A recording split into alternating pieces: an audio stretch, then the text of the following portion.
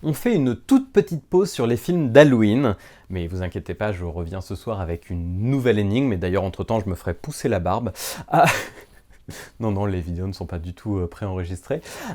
Pour vous parler de comment on présente un personnage en un seul plan. Et en fait, je viens de voir un épisode d'une série de Netflix qui vient de sortir cette semaine. Ça m'a complètement bouleversé, je trouve le plan magnifique. Du coup, je me suis dit, il faut impérativement que je vous en parle là, maintenant, tout de suite. Donc voilà, bienvenue dans Le Bon Plan, où on va prendre le temps de parler d'un tout petit bout de streaming. From outer space are the first people who saw the thing.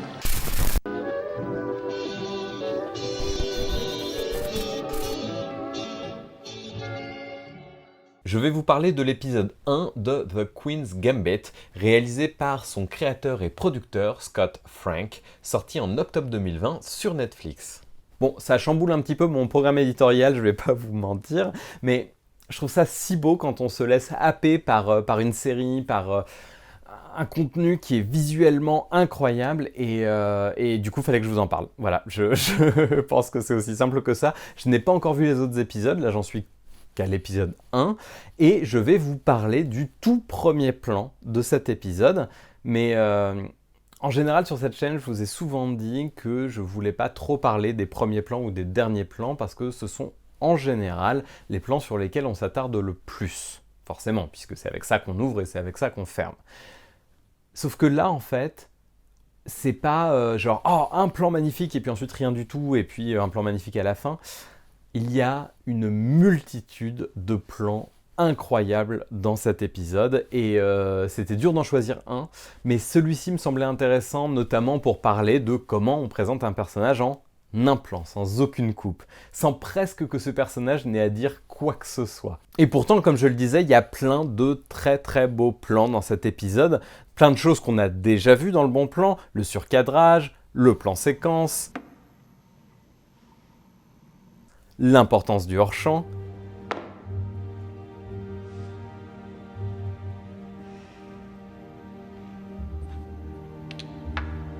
mais aussi d'autres prises de vue qu'on n'a pas encore vues dans le bon plan, comme la caméra subjective, et pas la vue subjective, c'est-à-dire la caméra qui se comporte comme le personnage principal mais sans être ses yeux, ainsi que la contre-plongée extrême.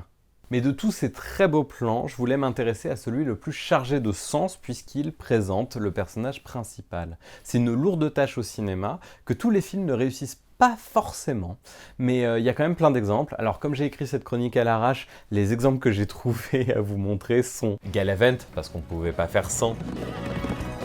Way back in days of old, there was a legend told about a hero known as Galavant. Sorry to interrupt, it's a very catchy tune and all that. It's a real earworm. Yeah, two to get stuck in your head.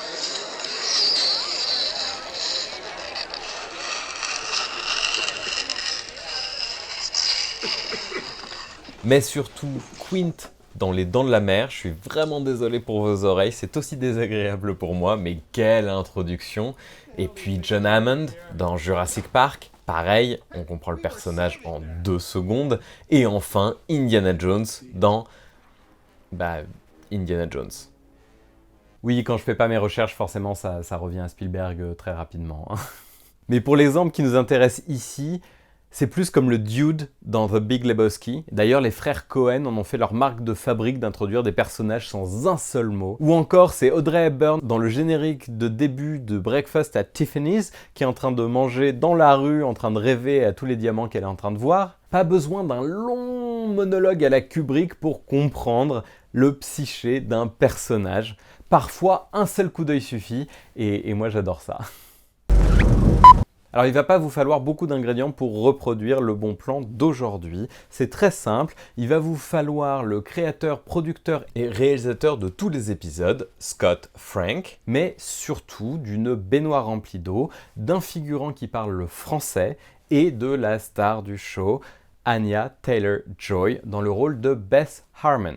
Pour la première fois dans le bon plan, il s'agit d'un plan en numérique tourné sur une Red Ranger Monstro avec un objectif Zeiss, le tout piloté par le directeur de la photographie Steven Misler. Et le plan est si beau et utilise si bien le clair-obscur que vraiment on dirait qu'il aurait pu être tourné en pellicule, on n'aurait presque pas vu la différence. Close your eyes.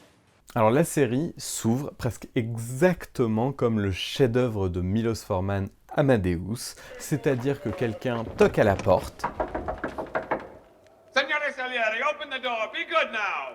Et là où Forman se plaçait à l'extérieur, très justement, puisque l'idée c'est qu'on entendait frapper et ensuite on découvre le drame à l'intérieur de la pièce, alors qu'ici on est déjà à l'intérieur de la pièce. Et on ne s'en rend pas compte puisque c'est l'obscurité totale. C'est que quand l'actrice sort la tête de l'eau, qu'elle reflète la lumière et qu'on commence à voir et à comprendre qu'on est dans une salle de bain. Ce qu'il faut savoir, c'est qu'il y a un très léger fondu au noir pour accompagner ça, mais en vrai, même au tournage, vous pouvez avoir ce genre de situation si c'est bien éclairé. Si votre lumière ne touche rien de ce que la caméra voit, ce sera l'obscurité la plus totale, surtout si vous tournez en pellicule, je me permets de le placer ici.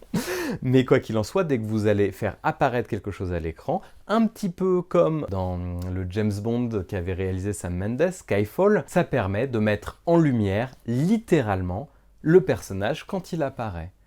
Et tout dans cette scène, que ce soit l'obscurité, le clair-obscur, le petit dialogue et l'action, contribue en moins de 30 secondes à présenter ce personnage et en dire beaucoup. Pas tout, bien évidemment, sinon ce serait trop simple, mais on en devine assez, et assez pour vouloir en voir plus.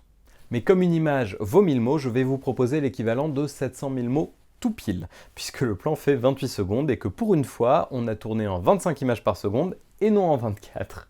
Et je suis désolé parce que j'aurais vraiment aimé vous montrer ce plan dans toute sa gloire, puisqu'il a été tourné en 8K. Je pense que Netflix doit même le diffuser en 4K pour certains abonnements.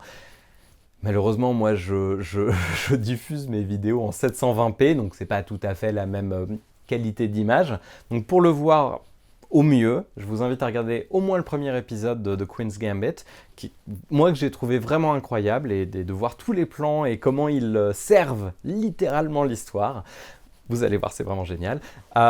N'hésitez pas à me dire ce que vous pensez de la série, sans spoiler, dans les commentaires. N'oubliez pas de vous abonner à ma chaîne, à liker, etc. Je reviens avec une nouvelle énigme d'Halloween dès ce soir. Et d'ici là, je vous souhaite un très bon plan.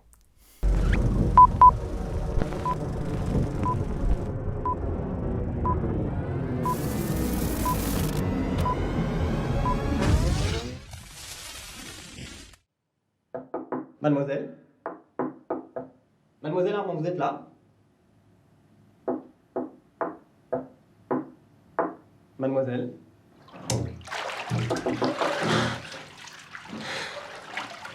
Mademoiselle?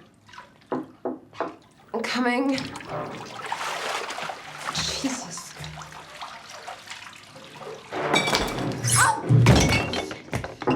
Mais quel plan! Écoutez, moi ce que je vous propose c'est d'en regarder d'autres, du coup ça se passe par ici. Si vous voulez voir les suivants qui sortiront, va falloir s'abonner, c'est par là. Dans la même direction, vous pouvez aussi laisser un commentaire, ça fait toujours très plaisir. Et puis en biais, je crois c'est les likes, vous pouvez en laisser un, écoutez, ça coûte rien.